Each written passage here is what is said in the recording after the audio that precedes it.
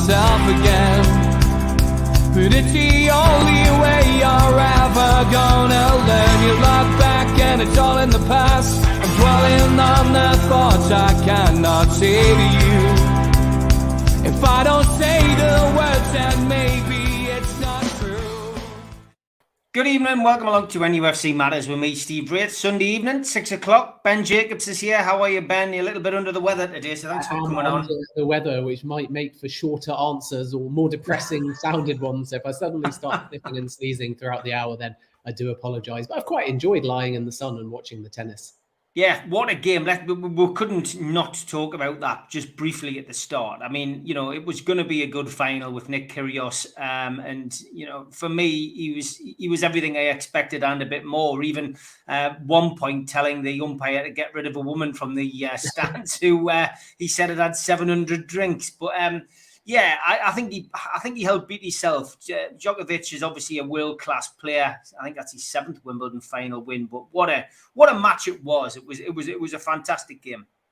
It certainly was. He's a player that lives and dies by his demons. So I think sometimes when you see him mouthing off or finding a reason to complain or inventing an enemy, it actually helps him. But elite sportsmen normally are successful because they know how to stay in a neutral state, and Kyrgios is anything but neutral. So he gets the crowd going. He's good for social media and young audiences. He obviously said that he was put off by that woman that had 700 drinks, bro. That was the exact quote. I don't even know what 700 drinks would look like, but that was the way that he picked her out from the crowd. But I think from Djokovic's perspective, he did really well just to avoid the circus. He, as we expect from him, had a phenomenal service return, which is not easy against Kyrgios, not only because of the spin that he puts on the ball and how accurate he is, but he mixes it up a lot, including those cheeky underarm serves. So even though there was a big build-up about what a feisty final it could be, because both players divide opinion, I think that Kyrgios did what he's done all tournament, which is get worked up for both good and bad, and Djokovic just stayed cool, and that was the difference between them. And it was apparent really in the tie-break more than anything. As soon as Kyrgios went 5-1 down at the break, you knew it was over, simply because there he is talking about the excuses, the errors, the lack of form, the noisy crowd, the umpire, the ball boys and girls, and so on. So I think he's very capable of winning at Wimbledon because he's a really good grass player and his serve is particularly conducive to grass, but he's got to just find a way of sort of not losing the feistiness, but controlling it. And that will be the difference between just reaching a final and winning a major. Yeah, fascinating. If you haven't had a chance to watch it, watch the highlights tonight, and it will be well worth spending an hour watching them, because it was a great game. Some fantastic tennis, some great shots. Anyway, on to the football. Lee Foster on Twitter was first in last night with, is the Paqueta interest genuine or simply a case of him being Bruno's mate and fans putting 2 and 2 together? I think it's the latter personally. And Gwip said, with Paqueta looking like he might be on the move this window, if Newcastle signed him, how would you see him fitting into the team as part of the midfield three with Bruno and Big Joe, more advanced in a front three, or would we need to change a formation to 4-4-2 and have him play off Wilson? So lots of questions, lots of stories circulating. Will it be Arsenal? Will it be Newcastle? Well, we know in the past the answer has been Newcastle in some of these players linked with both teams. But yeah, what's your current view on the standing with this man? I mean, if it advances, don't underestimate the pull of Bruno, because both Paqueta and Bruno have a strong relationship on and off the field. I think Paqueta would be used as a number 10, but given the freedom to be quite versatile, and definitely in Newcastle's system, Eddie Howe will want him to get into wide positions as well. And the interest is genuine, but in the same way that Newcastle have inquired about Tielemans. This is what new sporting directors like Dan Ashworth do. We know that Newcastle need a wide attacker or a central attacker that can float wide, or even just an attacking midfielder potentially still, depending on how many games Eddie Howe thinks that Shelvey is going to start. But it's not as clear-cut as interest turning into offer. And the reason for that is, as Newcastle will know from January when they also looked at the player, Lyon are going to play hard ball, and not a ton has changed since January. As I understand it, Lyon claim that they've got several offers. I don't believe any of them at this stage, not formally speaking, are from Premier League clubs. The reports that Newcastle tabled an offer are wide of the mark, speaking to sources at both clubs, although so fans understand sometimes when an offer's tabled and rejected to like test the water or through an intermediary or verbal, and it does get kicked out, then the clubs deny it, which is why it's very difficult sometimes in a long-running saga. Same applies for Rafinha, to know exactly how many offers have been placed. But I don't think that Newcastle have advanced this, and the challenge is not so much the player, although there will be stiff competition, but the price with Lyon, and they will still hold out for somewhere in the region of 65 million euros, which off the top of my head is about 55 million quid, plus add-ons on top. So it's going to be about 60 million all in, and there's just better value players out there for 20 to 30 million cheaper. You probably get Diaby all in a shade cheaper than Paqueta. But what we know from the type of player that Newcastle are looking at, and sometimes a name that they just inquire about gets leaked, usually it's from the agent because they want to drum up a little bit of publicity. And when you see the links with Diaby, with Paqueta, and that type of player and what it would add to Newcastle United, and let's not forget, loosely speaking, Asensio as well. Eddie Howe, I think, is trying to get a flagship signing in that kind of number 10 or wide role that can cut inside and can play within a potentially 4-3-3, and Paqueta falls into that category, can play in a 4-5-1 where he's sort of the front point of a midfield with the freedom, a bit like Mahrez actually was at times at Leicester, and even maybe a 4-4-2, which is a far more advanced position as like a traditional number 10. So it would be an exciting signing, but no offer placed. And I think Newcastle's valuation is 30 to 35 million, and Lyon, as I say, are holding out at the moment anyway with the number of what they claim is offers for 50 to 55 million. Arsenal are in exactly the same position, and usually when you have a high volume of interest and you know that the club is going to play hardball, you try and go to the player first to negotiate terms because you believe it gives you leverage coming back to the club, and you almost ask the player to say that you've agreed terms, like again Rafinha did at his Barcelona move in March. And then when you return back to Lyon to negotiate, even if they've got a ton of offers, the other clubs, when they get wind of that personal agreement, can back off because they think, yikes, this is just a waste of our time. If the player's already agreed personal terms and intimated that he wants a move to either Newcastle or Arsenal, there's absolutely no point in continuing. And that can be a tactic to drive the price down. But right now, I would classify it solely as interest. I have reported today, contrary to some people in France, that Newcastle haven't yet placed any offer, but he's certainly one of many on a relatively long shortlist in that position that is on their radar, and we have to now see over the coming days and weeks if anything advances.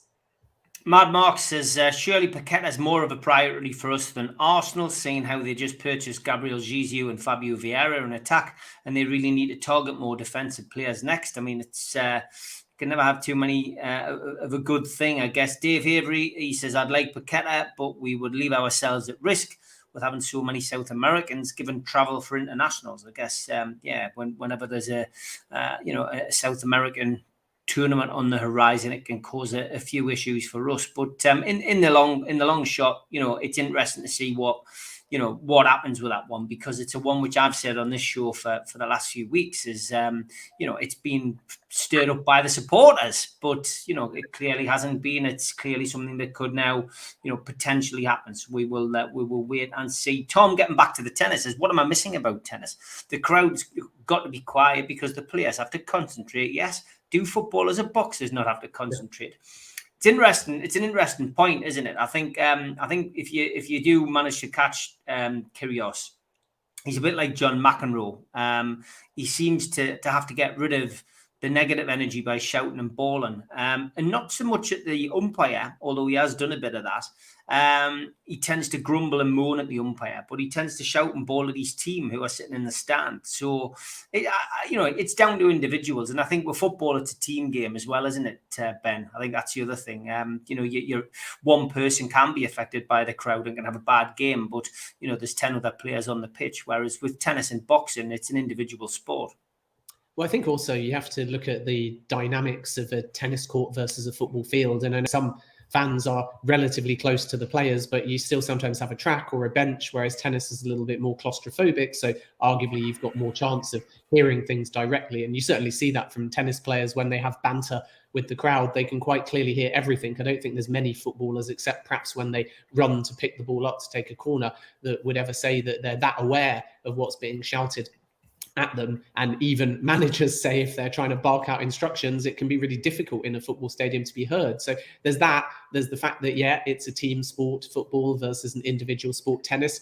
And golf is the same too, that as in tennis, you go to throw up the serve or play a point, and as in golf, you line up a putt, you get a silence. And that's just an unwritten rule. And if you break that rule, you risk getting escorted from the stadium. But of course, there are individual elements in football as well. So you could compare a putt or a serve to a penalty and a free throw perhaps in basketball. And in both of those, the crowd are encouraged to play their parts to disrupt. And at the Ryder Cup, we see that a little bit as well. So there's a debate really, because crowd are a factor. And actually, if you look at, say, Roland Garros, the crowd are notoriously boisterous. It's much more of a pantomime style atmosphere than it is at Wimbledon. So not every tennis tournament is the same. But I think that because when you serve and you have to factor in the wind and you have to concentrate on the timing and you have to be able to be aware of the time on the clock and all of these things, it is pretty harsh if somebody starts making noises in the process of either serving or during the point. And tennis has always accepted that. But you're absolutely right when you say that football is a team sport, tennis isn't, but there is crossover between the two. And I actually think it's quite fun in football when fans get the opportunity to wave things and try and put off a penalty taker. And you could argue that that's akin to a player serving. The final thing maybe is just that you don't want to encourage it with fans so close, which was the first point I made, because once you open that Pandora's box, then the entire player group would complain and probably protest to the point of not playing, because as I said before, they can actually hear it, and that makes it a lot harder for them. Whereas in football, it would be very odd and bizarre if everything was just silent, but it's more of a collective roar in football. And if you shout something even from the front row, 99 times out of 100, I don't even think you'd be heard. No, I agree. Sudden noise while serving puts them off, similar to snooker. Noise just before you strike the ball puts you off every time, says John, who's got a bit of experience in the old snooker world. So, yeah, it's an interesting debate, that one certainly is. As is Paqueta, it won't go away. Could Paqueta cover Wilson up top and through centre midfield and right wing, so could cover all positions, Ben? Could be an excellent versatile signing.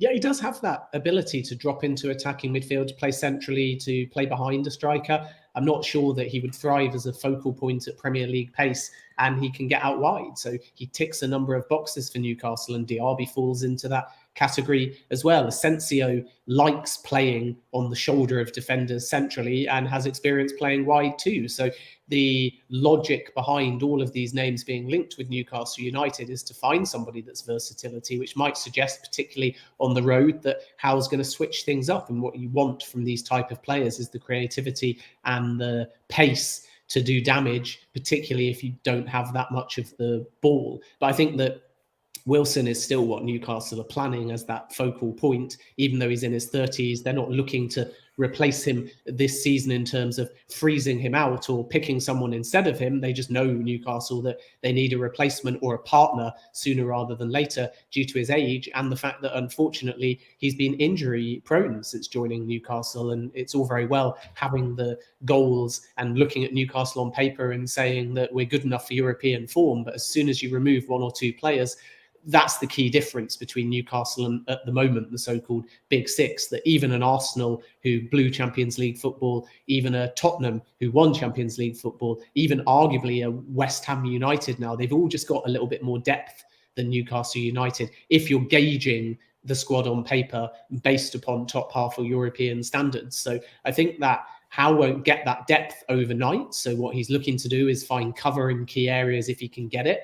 Perhaps one of the incomings will be a loan deal. He's still looking for that forward and that wide or number 10 player. And that will, in all likelihood, be Newcastle's business. And then if they get off to a good start, January is going to be really important again. Newcastle are almost having an inverse window compared to other clubs where Arsenal and Spurs didn't do a great deal in January and now they're making their move. Newcastle did a lot in January, but it will be a quieter window comparative for Newcastle United. And then post-World Cup, it wouldn't remotely surprise me if they go back to bringing in 4 or even 5 just to give themselves that depth, depending on what the season is looking like at that stage. Because obviously if they're getting into European contention, even if that's just Europa Conference League, or if they've picked up any injuries, and who knows what's going to happen with any World Cup players that are heading off to Qatar as well, they just might need a bit more cover. But I do think that Newcastle's window now until it closes is going to be much quieter than a number of the other Premier League clubs.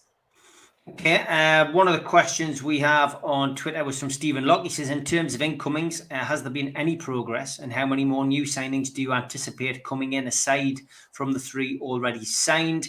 He also goes on to say, has there been any progress on departures from Newcastle aside from Clark, and will many of the departures be permanent outgoings? Of course, Kieran Clark, we anticipated on this show that he would be one of the ones to go. He's going on a season-long loan to Sheffield United and goes with our best wishes because he's been a great servant to the club, somebody who Benitez brought in as cover but ended up being a fairly major player at times for Newcastle, certainly in those in years when we were struggling. But any more ins and outs that you've potentially heard of, Ben?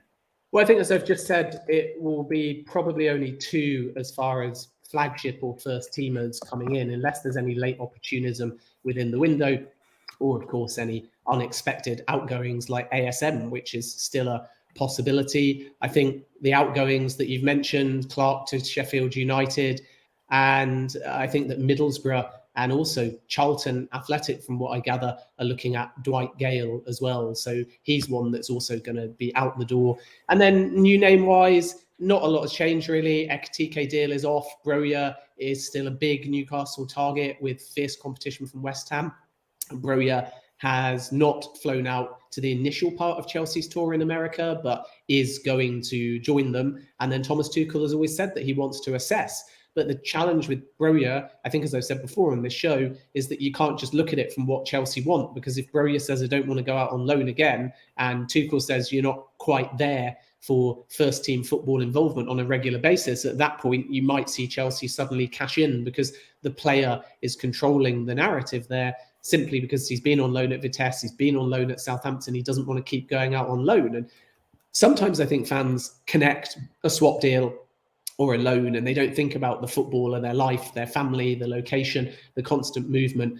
It's very, very difficult to constantly go out on loan more than once or twice, even when you're young and hungry to play, because you do all of the work and then you return to a dressing room where you haven't had the chance to really make a relationship with the manager. They have liaisons that watch you, but your new club is effectively your new dressing room and culture. And if you keep going out and coming back for a series of seasons, a lot of players then get frustrated because they constantly feel that they're pawns in a bigger strategic system rather than human beings. And I think that Broja falls into that category. So he'll have a long, hard talk with Todd Boehly at Chelsea and Thomas Tuchel, and then Newcastle are poised. And I think Newcastle would be open to a loan or a permanent move. So whatever is decided, it doesn't really bother Newcastle, but the permanent move is the preference, simply because they think genuinely that they're getting a player for the future that can get 10 or 12 plus Premier League goals, having scored 6 in the Premier League and 8 in all competitions for Southampton on loan last season. And that's why there's so much interest in him. The fee quoted market value wise is about 30 million. I think that Chelsea would hold out for closer to 35, if not 40. And again, one to watch, because until Broja has had that conversation with Tuchel and been assessed in pre-season, the clubs that are lurking won't really be able to advance anything because Chelsea are just not getting back to them. And the reason for that is because Chelsea really rate the player. Like I said before, they'd much rather keep him at the football club in some capacity. But if his personal wishes are against that, then Chelsea also have to respect that and move on. And they've had this with a number of players. Tammy Abraham was allowed to leave. Romelu Lukaku in his first spell after some loan spells was allowed to leave.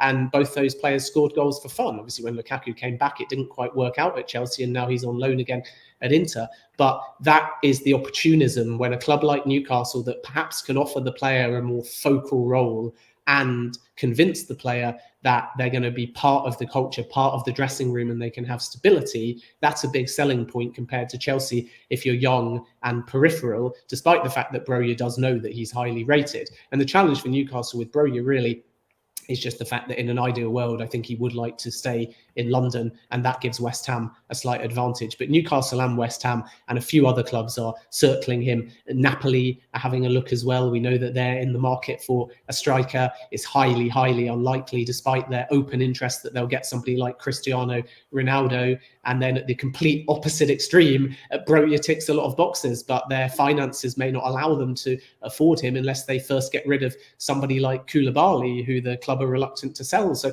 I think Newcastle are in a good position, but I don't think we'll learn too much more about Broja's future in the next 24 or 48 hours. So the only thing to watch, which will be quite interesting, is if for any reason he doesn't then travel, that's an indication that there's unexpectedly fast movement, because Chelsea are saying that he's taken some time, he will join them. If for any reason he doesn't join them, then that's the first clue that some kind of permanent move is on the cards.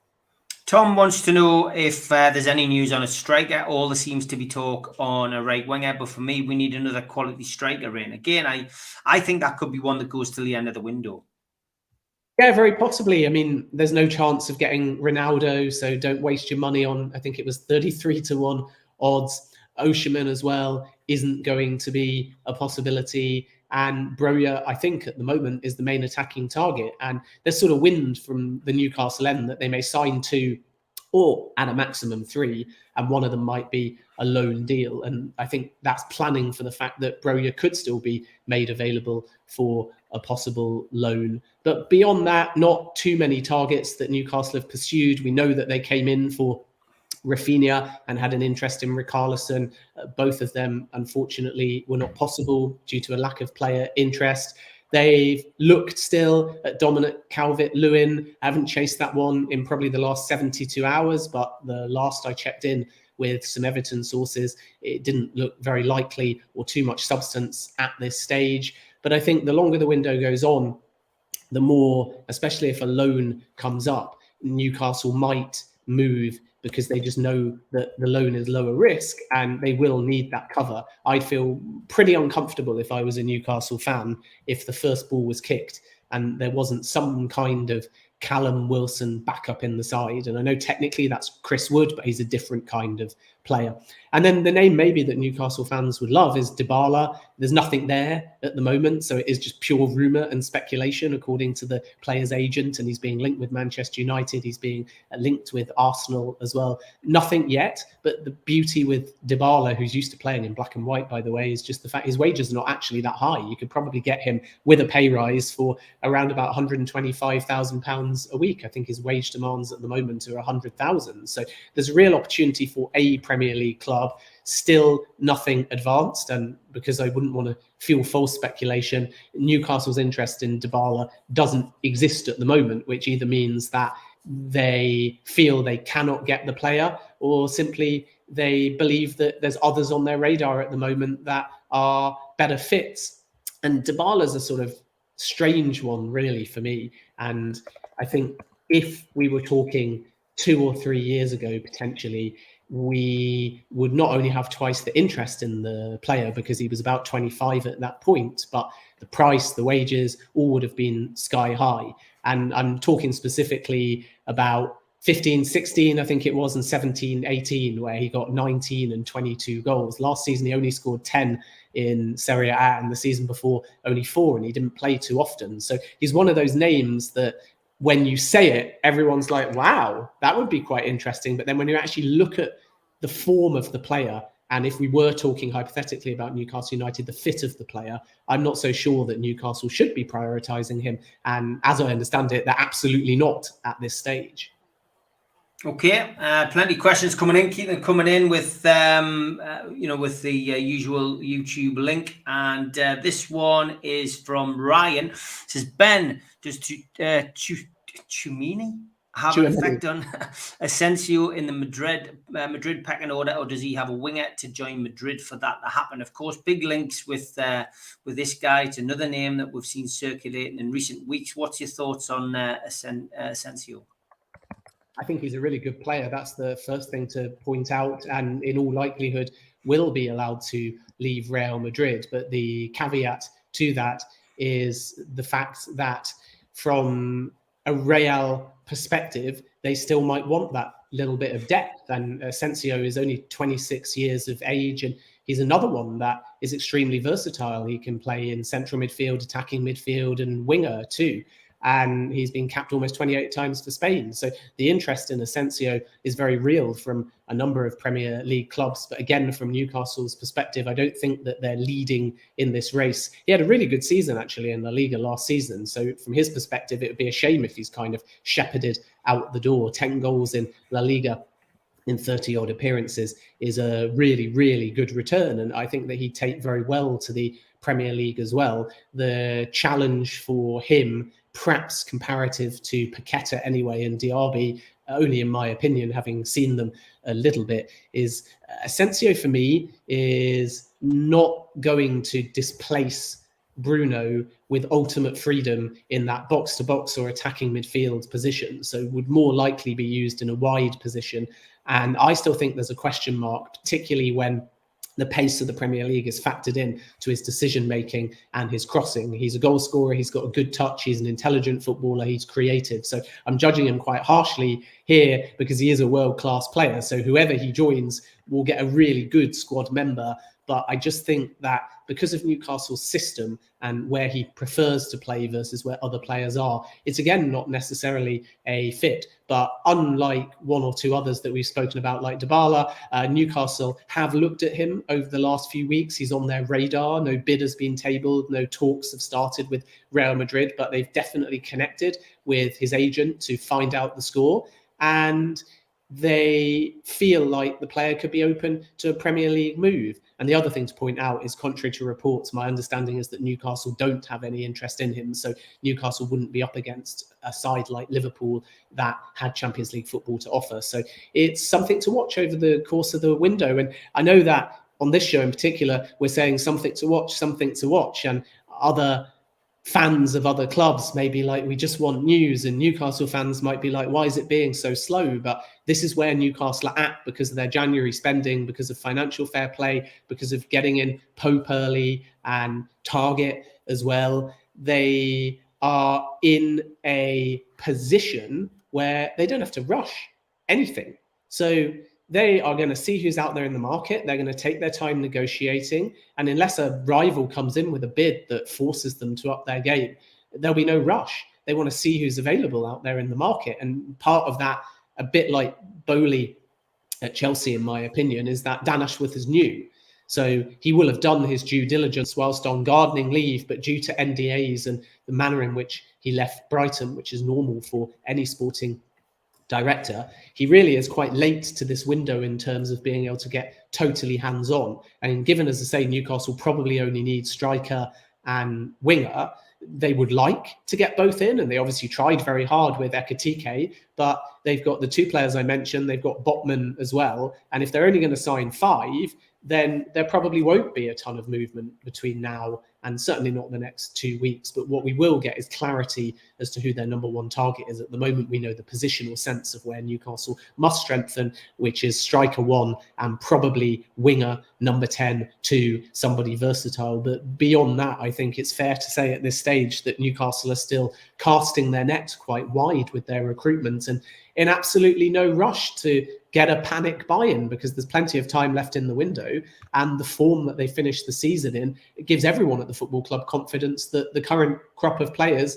can continue that form and start the season very strongly.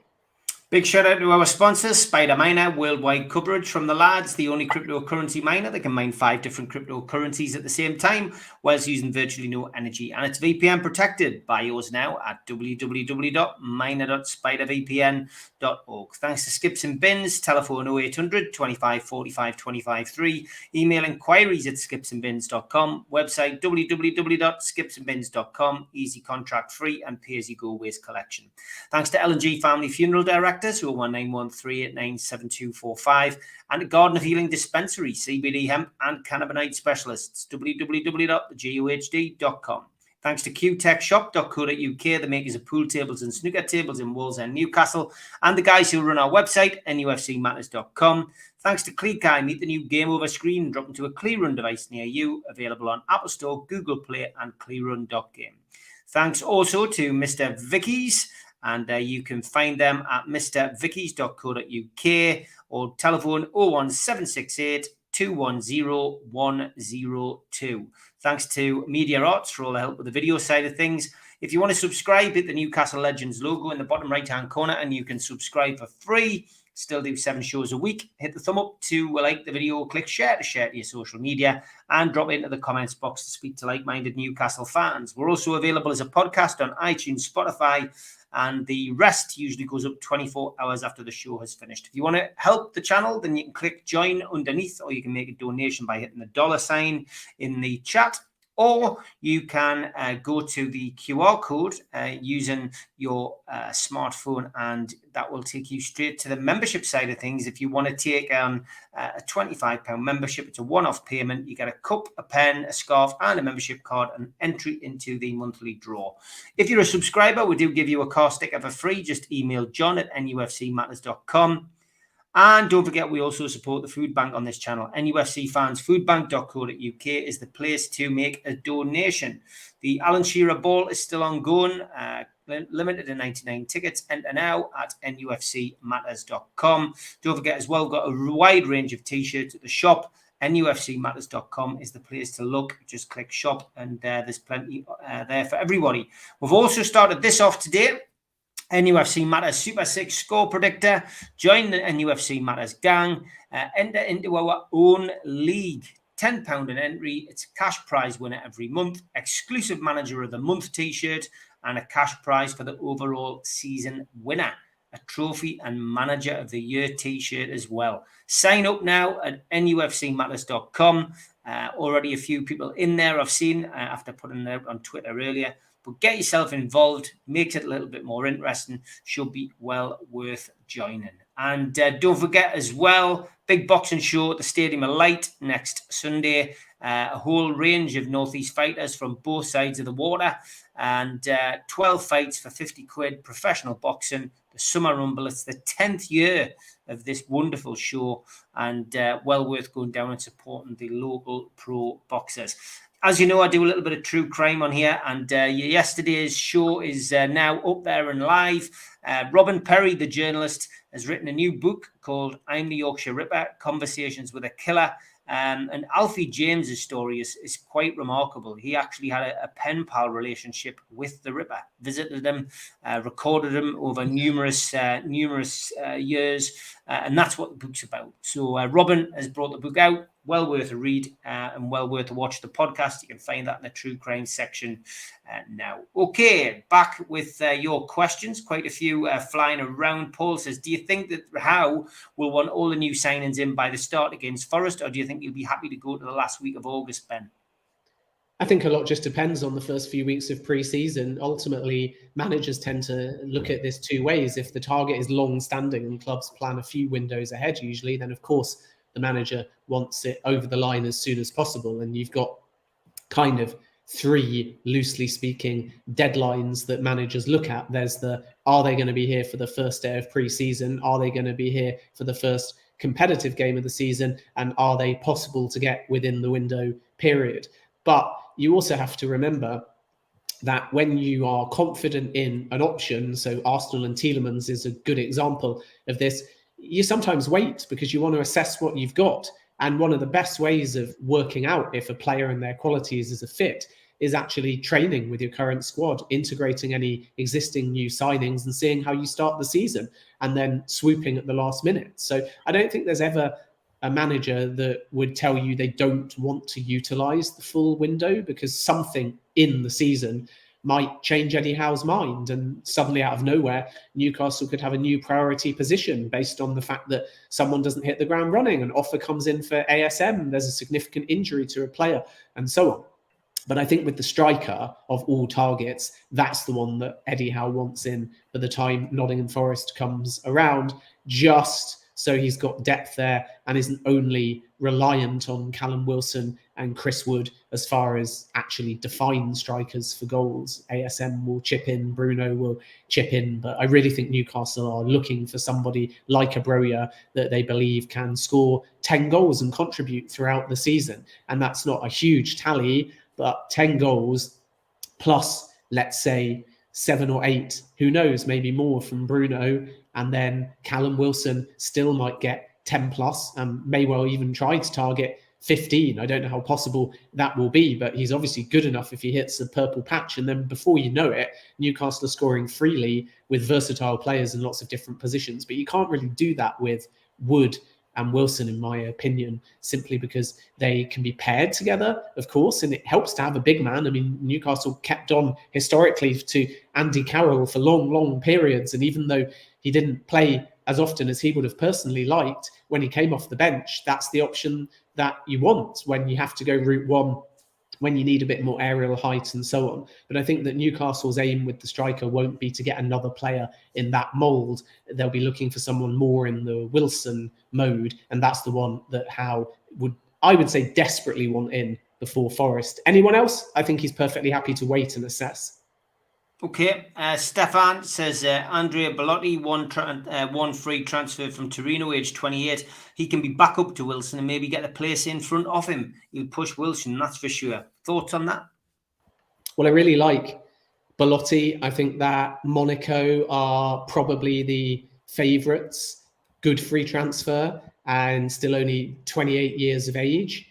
If Newcastle were to move for him, they would have to hijack suitors that are far more advanced than them. Napoli are pretty confident of getting that deal done. And the other thing is just to look at the player and his return. So 16-17, I think, was his best season as far as league goals were concerned, and he scored 26 and 35. But the following season, he got 10, then I think about 15. And in the last 3 seasons, he had a pretty good, actually, 19-20. But 2021, having played 35 games, was not his most clinical. And even though he only played 22 games last season, so it's not as reflective, it's not a bad ratio, 8 goals were scored. So there is a question mark there as to whether he is the right kind of style for any Premier League club at that pace. But on a free transfer, naturally, you've got a lot less to lose and the wages would not be sky high. But I think that Monaco really think they're pretty close to getting this one over the line. So I would imagine, therefore, that a move to Newcastle United is pretty unlikely. Okay, that's fair enough. Rumours circulating Dybala is available on a free for around 100k. Also, Isco is a free agent. Could we see anyone on a free arrive? And we've already talked about Dybala. Yeah, and again, the free transfer thing is something which Newcastle, if the player is right for the club and right for the project, is something Newcastle could well look at, isn't it?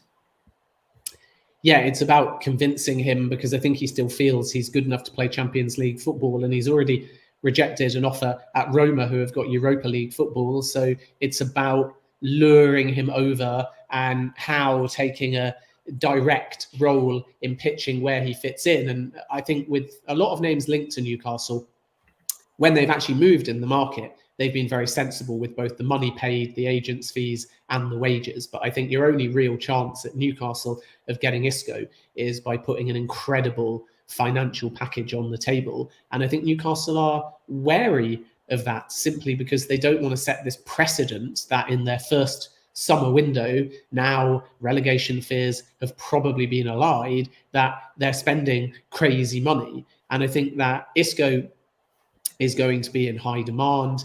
And there's a lot of interest, particularly coming from Serie A, Lazio, Napoli as well. I know historically Inter have looked at him as well, but I don't think there's anything currently between those two. So when you see a cluster of names specifically from one league, it usually tells you that the player's told his agent, that's where I want to go next. And therefore, I neither think that Newcastle could get Isco without a crazy offer or convince him even to join the Premier League, certainly not without European football. He's a very, very good player, though. He's still only 30, I believe. And I think he's just looking for kind of regular game time. He didn't have the most La Liga starts last campaign. I think only 14 or 15 matches started. He only scored 1 goal. Not that he really is a goal-scoring midfielder, but there was that one season a few years back where he did get into double figures in La Liga, which showed you that he can be capable and clinical. And that was the kind of player he was at Malaga as well, but he's been used a bit more conservatively during his time at Real Madrid. Very good passer of the ball, very intelligent footballer, very composed. I think he would take well to the pace and physicality of the Premier League, but at the moment there is not a ton of indication that he would be interested in a move to Newcastle. Okay, that's fair enough. Next question comes from Sean. He says, hi Ben, in your opinion, is Corney or Dennis more realistic than Diaby and big name striker? Yeah, I think both of those players are realistic and definitely on Newcastle's radar. Cornet is available for only about 18 million, which is a really good price. And there's reports out there that he's been, quote, offered to Newcastle United, which is usually something an agent does when they're trying to facilitate a move. And I think that's a bargain price. My worry with Cornet is just how integral he will be to the Newcastle United side, given what they've already got. Is he better than anything in those areas, or is he just kind of the same? And I think fans will be relatively divided on that, because he's the kind of streaky player that can have a world-class game and then be a passenger. And he still needs to improve the quickness and the positivity with which he actually moves the ball forward. Sometimes I think his decision-making is a little bit stagnant. Dennis is also going to be available as well. Newcastle can be confident if they put down an offer of getting him. But West Ham, as we're going to hear a lot this window, Newcastle, West Ham, which sort of shows you the yardstick of who Newcastle are going up against. Those two clubs are going to be fighting for Dennis. West Ham also want Sarr as well, who's vaguely been linked with Newcastle, but there's nothing in that at this stage. But I think that Cornet is there for the taking if Newcastle want him at a very affordable price. And Dennis would be my preference of the two, because I think he's just a little bit more cultured. And the other thing about Dennis is he's 24 years of age. And of course, at the moment, he's playing for Watford, so the step up would be of huge appeal. But there's Premier League pedigree, so he has 10 goals from last season, which is a pretty decent return in the Premier League when you consider how Watford struggled all throughout the season. So I think he would be better in terms of a target between the two. And the challenge as ever is just that competition. So Everton have entered the race late. West Ham are definitely in talks. Newcastle have inquired, whereas I think Cornet was more offered to Newcastle than Newcastle doing the reach out, as I understand it anyway. So I think both of them are viable targets, but obviously from Newcastle's perspective, if they think they can get Diaby or Paqueta, even though the latter is way less likely, then that will be who they prioritise first. And you may get a sort of Ekitike style situation where they start negotiating with one and lining up a backup, because Newcastle have already been burned in this window. So it's totally understandable that they're not shutting the door. And when the question came in about when does Howe want his players, the way the window works from a manager's point of view and a sporting director's point of view is you never shut the door, because you don't know what you're going to need at any point. So if you've decided, right, Cornet is not for us, you're not going to tell Cornet categorically. You're not going to say it's off. You're just going to delay for a little bit. You're going to assess. You're going to see if you can get your target. And I always compare it to a job interview. When you get down, let's say, to the last two in a job interview, the unsuccessful candidate doesn't hear first, or even in a particularly fast timescale. And the reason for that is because the successful candidate, or in this case, target, continues to be in talks and negotiations about their package and salary. And then once they've actually signed to the point where they're in 100%, that's when you go back to your rejected candidate a week or two later, even a month later, and say, so sorry for the delay, you've been unsuccessful, keep in touch. And transfers work a little bit like that, albeit with a much higher volume of names, that very rarely do you say never or firmly shut the door, because these shortlists have a science to them. And when they're drawn up, the ones that are actually on Newcastle's shortlist, rather than just leaked by agents to kind of fuel a narrative around their player, the genuine ones on shortlists, Newcastle are always going to monitor.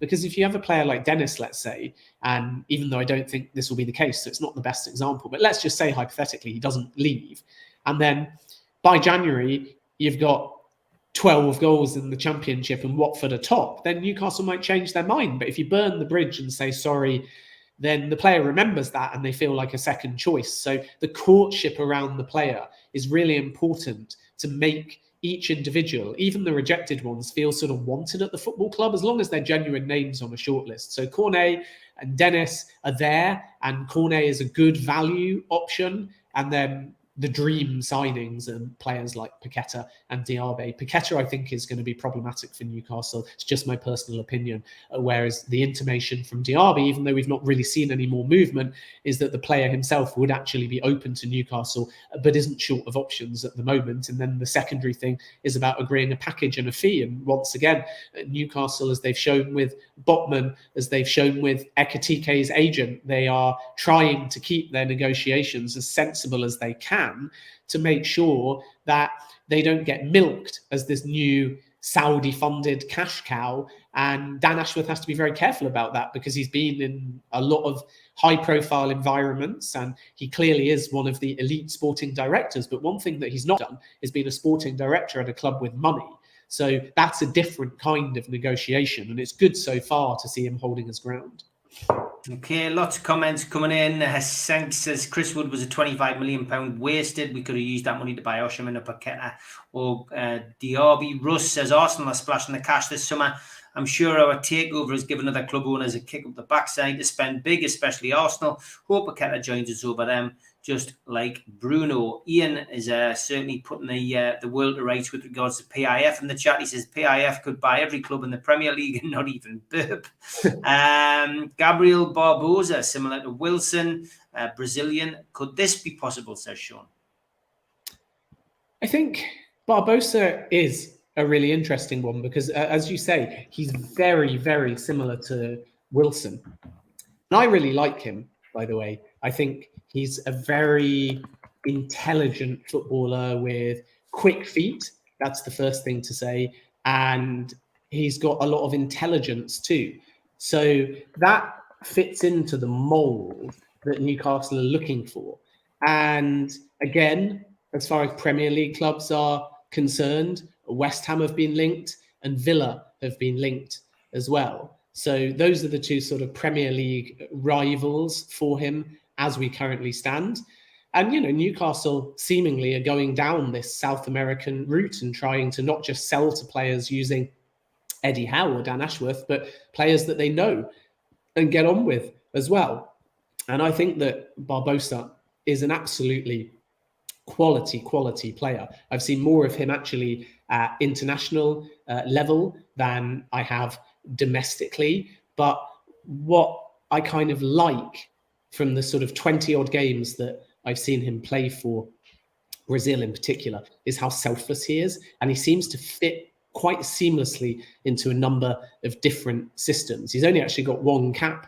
That's worth pointing out in 2022. So if he wants to be part of the World Cup setup, then he may look to Premier League and regular football to try and get that back on track. But even though I haven't seen that much of Flamengo, his goal record is good. Again, back in 19 and 20, the return was slightly higher, but he didn't play as often in 2021 and so far in 2022 as well. I mean, 2021, I think he still got 12 goals in about 18 or 20 games. So that's a good record. And pretty much since joining Flamengo, first on loan and then permanently, he has scored a goal every 2 games, roughly speaking. So that's a sensational record. I think it's something like 125 games and about goals, I should say, and about 185 odd appearances. So that would be very exciting. With a player like him, it's all just about the fit. So, you know, Bruno and Joe Linton offer him that little bit of local language, local culture. From what I hear, he's very open to the Premier League. I've never specifically asked about Newcastle United, I have to be honest, not a player that I've been following particularly closely during the window. But I do know from sources, particularly at Villa, that they've kept a close eye on him. So, you know, one to watch. And as you look at who's realistic and who isn't, you understand very clearly who will join and who won't. So Broja, I still think, is Newcastle's ideal target. They'd love Calvert-Lewin if they could get him, but they haven't really advanced anything at this stage. Barbosa would be a dream signing, but is he actually possible?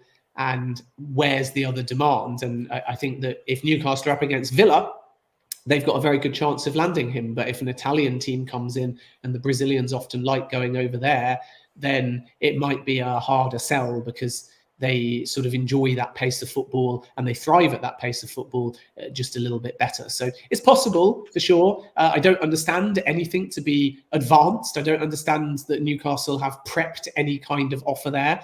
So if I was to sort of rank the more attack-minded targets, I think you're saying Broja is one, and Ekitike was obviously ahead of him. So those were the two that they were looking at first and foremost. And there was extremely serious interest in Ekitike, to the point where Newcastle thought that was done. With Broja, Newcastle are confident of being part of the conversation for sure. No bid has been tabled at this point. And then beyond that, I think you start to then go to Osimhen, virtually impossible, especially because he's an 80 million quid player.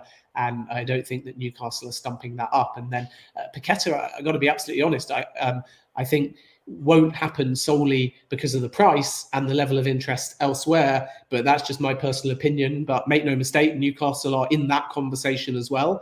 Diaby, still very possible. But we're again seeing same old Newcastle here. And I know it will sound frustrating to fans, but it's the reality. And I've always tried to give you the perspective as I know it, not sensationalize anything for a headline. And that's the current state of play, that Newcastle are coy and they're biding their time and they're being patient and they're fiercely negotiating, and they're taking almost one negotiation at a time. I'm not saying they're not working on multiple deals, but once they get to a point of Ekitike, they're putting all their eggs in that basket, and then it's not come off. And a new shortlist, to some extent, is being drawn up. I'm not saying that they literally only have one name on the shortlist, but they put all their time and energy, because it gets to a point in a deal where you think, right, that's going to be a done deal. And unfortunately, in Ekitike's case, it wasn't. So I think that the ownership group will want a marquee signing, someone that really excites the Newcastle fans. And that's why they kind of went in for an explosive player like Richarlison as well. But right now, even though they face stiff competition from West Ham, I think the top attacking priority that Newcastle would like, if they can get him, is still Broja. Okay, has Ben heard anything from any of the clubs that he covers wanting to do more business in this window before the World Cup in Qatar, with prices for players likely to be heavily inflated immediately afterwards? Somebody pointed out earlier that, for example, Paqueta, if he doesn't move in this window, Brazil have a good World Cup, will be worth probably double.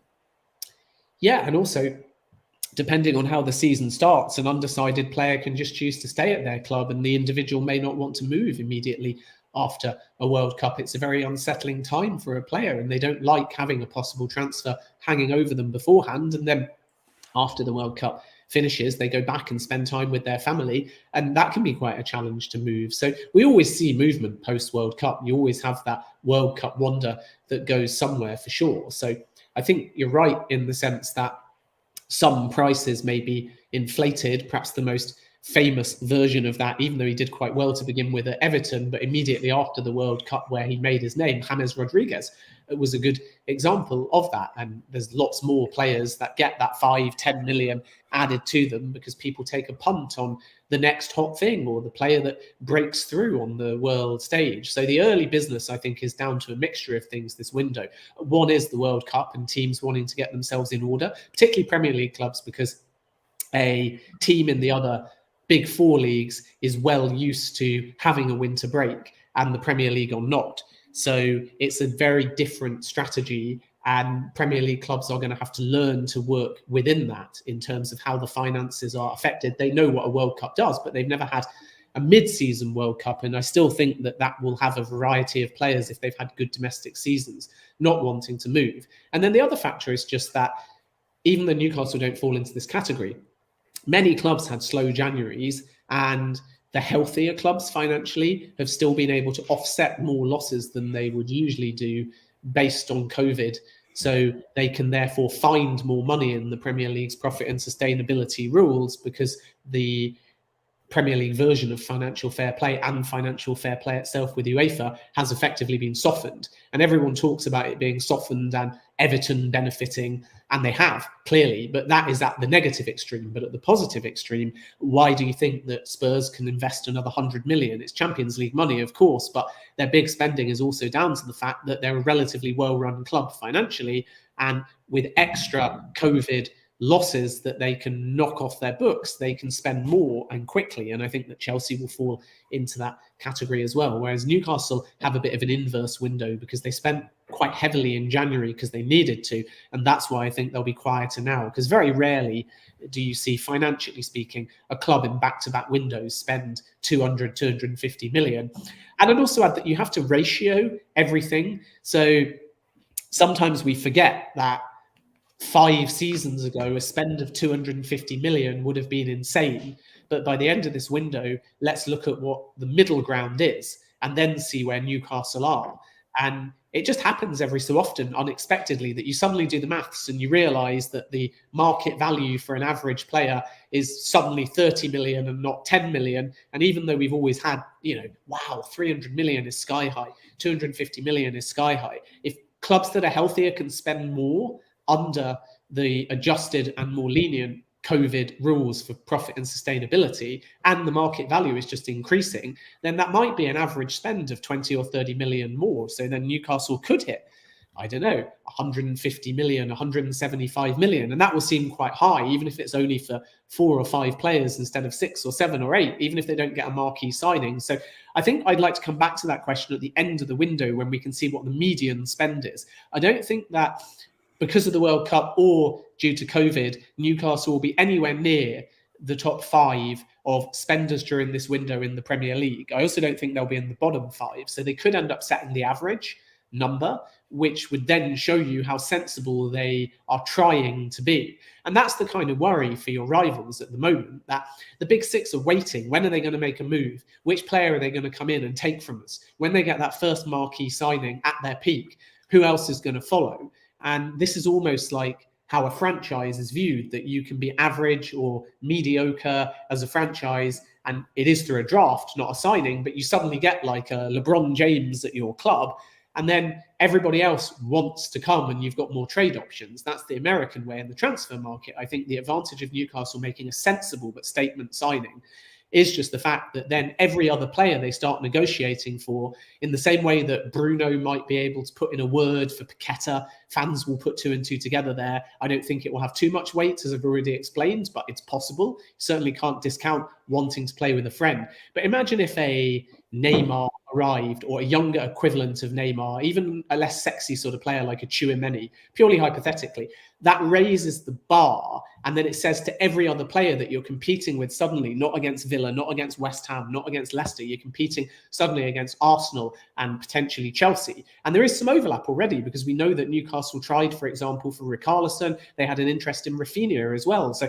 that's the level of ambition, but they've not been able to quite get that player. But the worry for the rivals is once one does buy into the Newcastle project, but for the right price, then I think over the next 2 to 5 windows, so it is a long-term plan, each window, that's where you'll start seeing other marquee names come, because some want to be their ground level, some just want a pay rise from another club, but the more established players with other options want to go straight to European football, Champions League football, 150 to 200k wages and so on. Newcastle don't have that European football or that level of wages that I think they'll throw at most players at this stage. So it's about who's prepared, a bit like Trippier did, I suppose, in the January window, to be the first. And once there is a first, then I think even though it's only one player, if Newcastle fight off a rival for that player, publicly it sends a statement, and privately it sends shudders down the big 6 spines.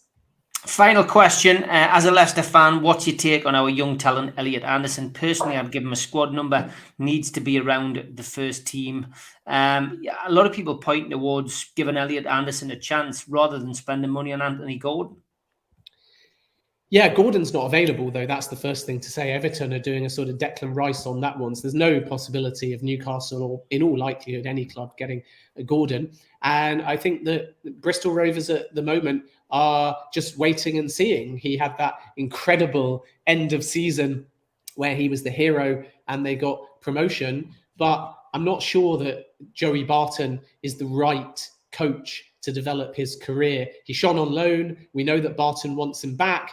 We know there's other sides that are interested. Sheffield Wednesday are definitely one of them. It looks like he's going to be loaned at this stage rather than sold. And from the perspective of a Leicester fan, I mean, he needs to develop at senior level. So I don't think if you walked into a Premier League side now, despite the kind of reputation and the iconic nature of his season-ending goal, I don't think that he would be able to cope, because there's still a big question mark over his positional sense.